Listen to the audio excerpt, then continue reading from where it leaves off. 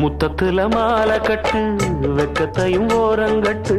மொத்தமா கேட்கணுமா அள்ளி அள்ளி அணைச்சுக்கிட்டு தனியா வரவா தரவா பதமா